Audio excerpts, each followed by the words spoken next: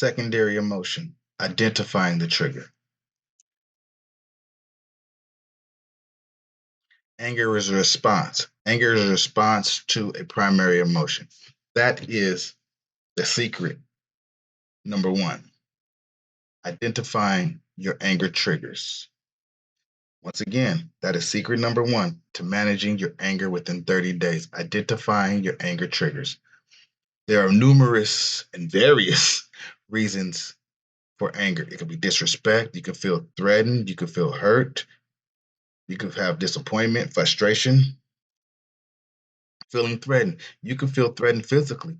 If a person threatens to kill you, or a person threatens to hit you, or a person threatens to, kick you, you will become angry. But the trigger is the threat. They threaten to kill you. So therefore you feel angry because the trigger was being threatened. You can feel threatened emotionally. If you believe that your wife or your girlfriend or your husband is cheating on you, you feel threatened emotionally.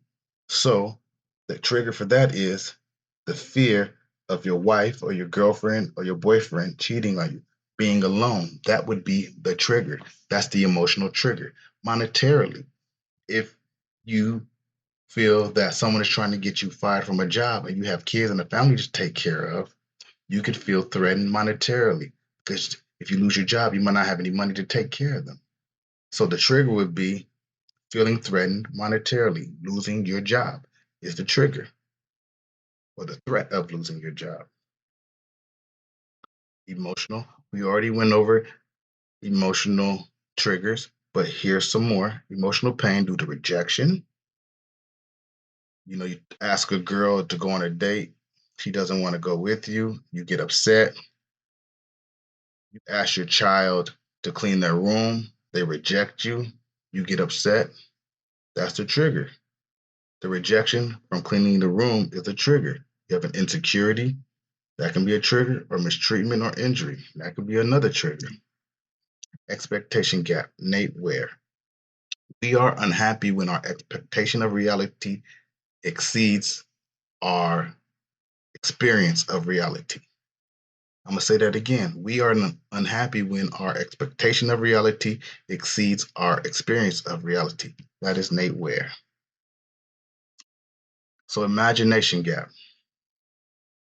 So, an imagination gap is when we imagine something in our head and the reality is not as we imagined it. So, an example, we got a $5 raise at work, and you work 40 hours a week and you get paid every 2 weeks. So that's $400 every 2 weeks. So you think in your paycheck you're going to get 400 extra dollars. So you plan out all these elaborate things for those 400 extra dollars. You plan to get a tutor for your son or your daughter. You plan to take your wife on a date, and you plan to save some money. But then when you get your actual paycheck, that $400 actually turned into $150. So you actually lost $250 due to taxes. So you expected, you imagined that you would get $400, but in reality, you only got the $150. That's an example of an imagination gap. Here's another example of imagination gap. Well, disappointment is an example of imagination gap. Not getting what we expected or hoped for. You expected the $400, you actually got the $150. Imagine you plan a trip to Paris, you book your flight, you book your hotel, you get your tickets to go to the Louvre. You want to see the beautiful Mona Lisa because you heard so much about it, and you're a real art buff and an art fanatic. And you imagine that you're going to go to the Mona Lisa and you're going to see the Mona Lisa like this, up close and personal. But when you get there, this is what you actually get. A lot of people crowded around, just no standing room. You have to take the picture from the Mona Lisa 50 feet back. You have to elbow people bumping into you.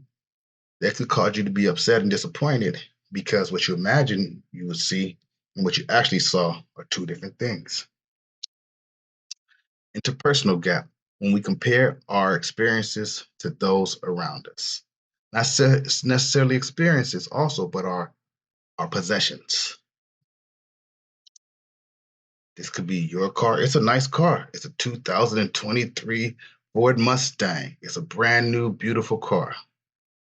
You compare your car to their car. This is your house. You have a nice house. You're living comfortably. Every kid has a bed of their own. You even got your man cave or you got your she shed or whatever you want to call it. Your kids go to a good school. You have a nice backyard. This is your house. This is their house. They have a pool. Their kids go to private school. Every kid has a room of their own, but they have a pool table. They might even have a garden. They might have a couple of maids. So you're comparing your experience of reality to their experience of reality. Past experience gap. We are unhappy when our past reality seems better than our present reality. This is also called anchoring. Anchoring is when you compare something from the past to the present.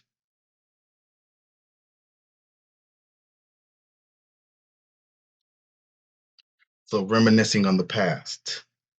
Back in the day, you say, back in the day, I could lift 300 pounds. Now I'm only able to lift 200 pounds. So you're upset about that. You also say, I used to. I used to be able to run a 7-minute mile. Now I can only run a 13-minute mile. And this is a big one for relationships here. You stopped. A husband might tell his wife or his girlfriend or his significant other, you stopped making me lunch. When we first got together, you used to make me lunch and dinner. You used to make my lunch for work, and you used to have dinner for me when I came home. Or a wife or a girlfriend might tell her husband or boyfriend, you stopped. You stopped buying me gifts. You stopped taking me on trips. You stopped showing me love and affection. You stopped. You're comparing the past to the present. You're reminiscing. And for all you sports fan, a lot of you guys, a lot of us reminisce on Michael Jordan. We see how great he was, and we compare him to LeBron. That is reminiscing on the past. Remember, anger is a secondary emotion. Being a secondary emotion means in order to control that emotion, you have to identify the primary emotion, which is the trigger. Once you identify the trigger, you're able to control the secondary emotion. Secret one to identifying, secret one to managing your anger in 30 days is identifying the anger trigger. Once again, secret one to managing your anger in 30 days is to identify the anger trigger.